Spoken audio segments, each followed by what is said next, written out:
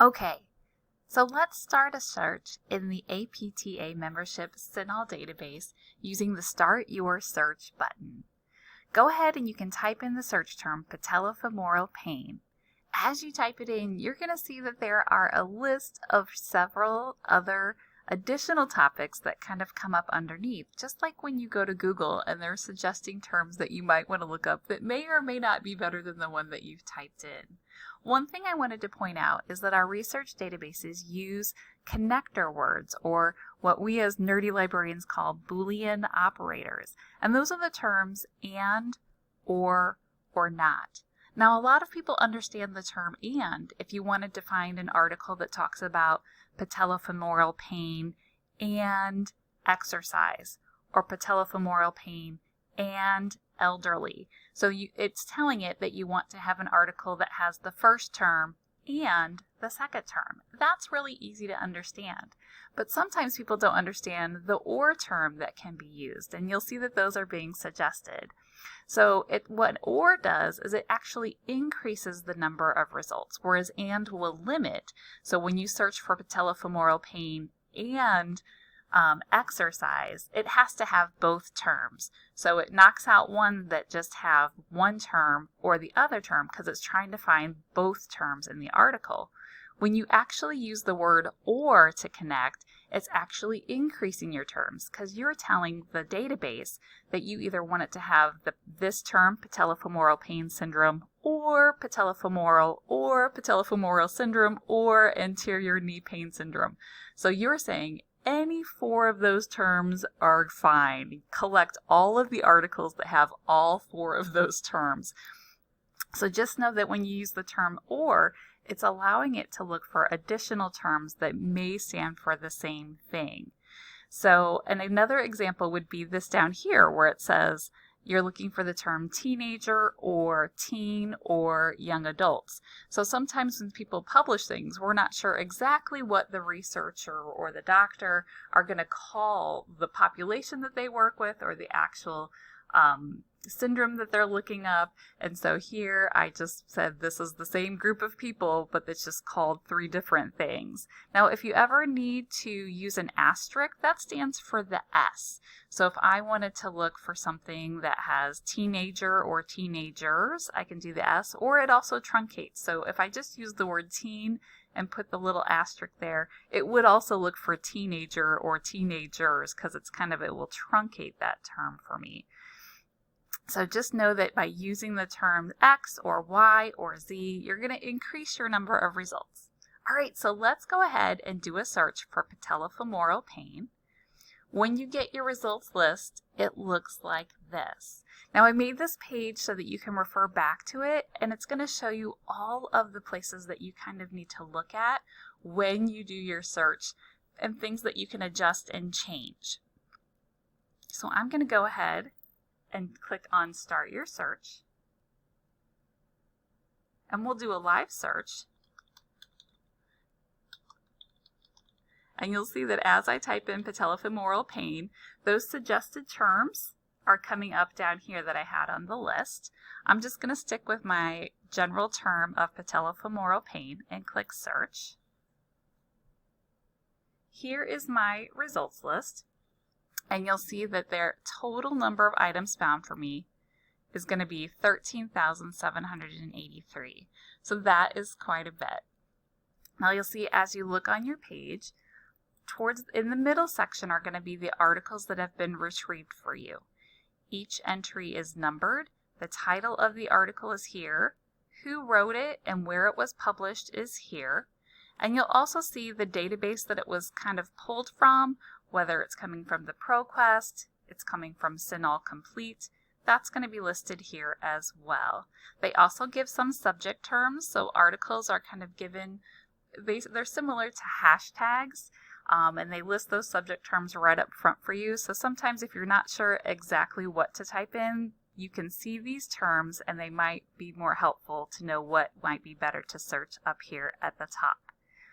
You'll also see that there's going to be a picture that tells you what type of material it is. If it's an academic journal, if it's a magazine, those pictures will appear there. And then access to the full text will be through this link right here. So just know that that's how each one of these is set up.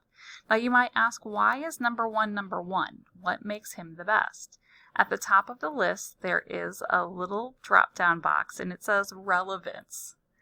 And that's how it's sorting your articles. So right now it's trying to find the articles that mention your term the most number of times and put them in order on the page.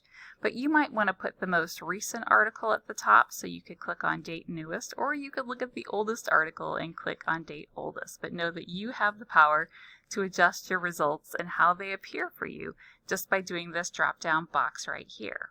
Now, one thing that I found with the APTA organization is how they've set up your results list is in the left-hand column is a way that you can refine results.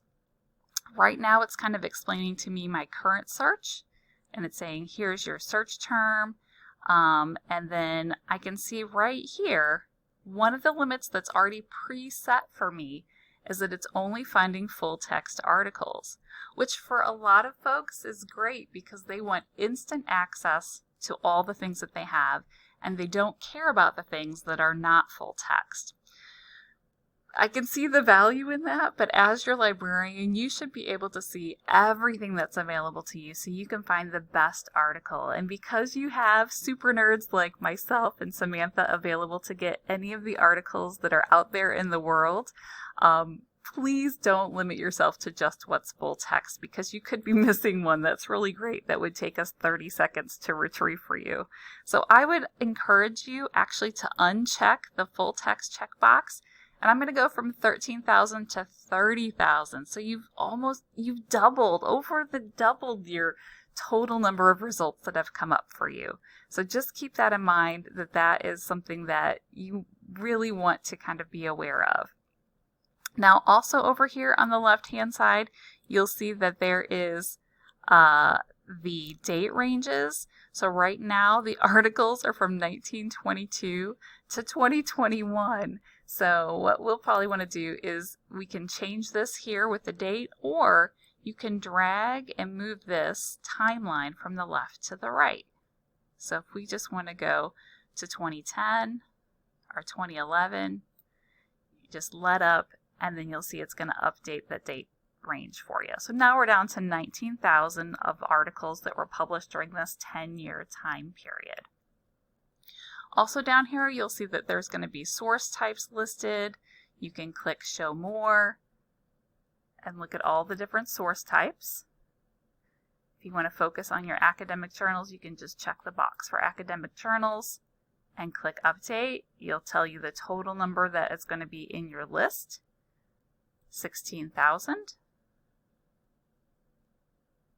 Also, as you go down here, you'll see that there's a section for subject. And subject, that matches the subjects that are coming here underneath the citation information. So you can click on subject. They're going to give you the most popular 6 terms that are appearing in that subject area. And then if you would check the box, it'll say, okay, so we will show you 1,995 that all have knee identified as a subject. And the subjects are usually set by the EBSCO employees that work there. They skim the articles, they look at it, and then they highlight the terms on what it's fully about. So that's how these are established and kind of tagged on each one of these articles, like that. Now you can also click on Show More, and you'll see when you do your Show More, it's going to actually put it in the number order, like this term is mentioned the most number of times, this term is mentioned the second most number of times. But if I kind of want to look for things specifically, I can click on the word name. It's going to alphabetize it for me. And what that will allow me to do is kind of come down here and look at these terms. And if I have one specifically that I want, if I want to just look for systematic reviews, I can see that there's 414. I can check the box right there and click Update. And so then I know that my group of 14 and 414 are all going to be systematic reviews that are on my topic. And I've set that, and you'll see up here at the top in my subject area of my personal current search, I can see that that's set for me right there along with my date range right over there.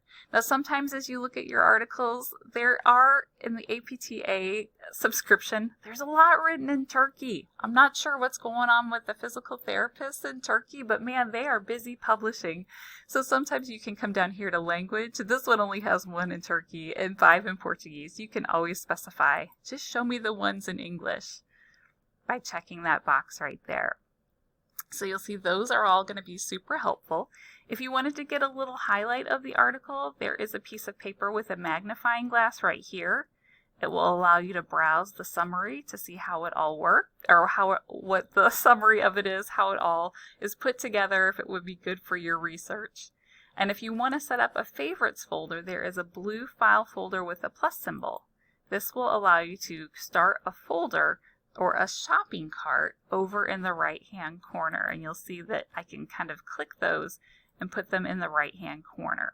Now once you leave this product, EBSCO, and you come back in, it's not going to remember what things you had set aside specifically. Even though you've logged into the APTA, you haven't logged into here.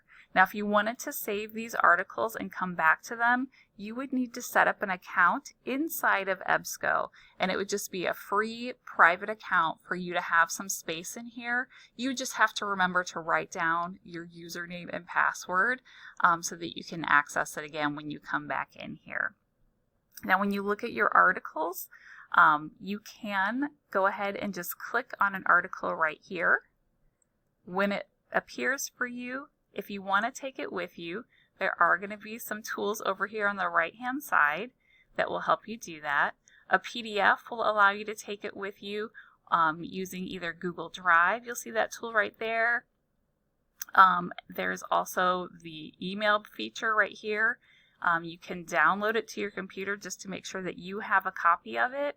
But what we wanted to teach you also is that if you want to share it with your instructor, you definitely want to click on this little chain link over here, which is the bottom one, and it will create this permalink right here. And that's what you want to share with your instructor so she can come back and access this article as well.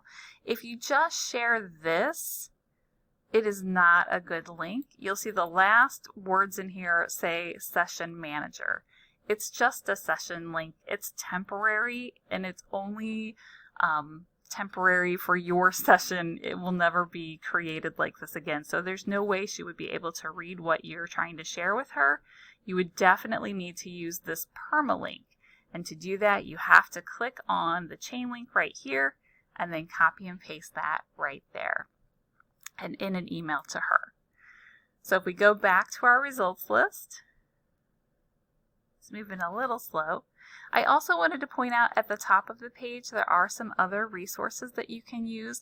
There are these things underneath the main search box. You'll see that there's an advanced search box, a Pico search, and those might look really appealing. The advanced search, you can do all the same things in here. So if you wanted to add the term and, teenager, you could do that here and run your search. And that's a lot of times what you're going to find in the advanced search as well. They're going to give you terms that you can use to build with those Boolean operators.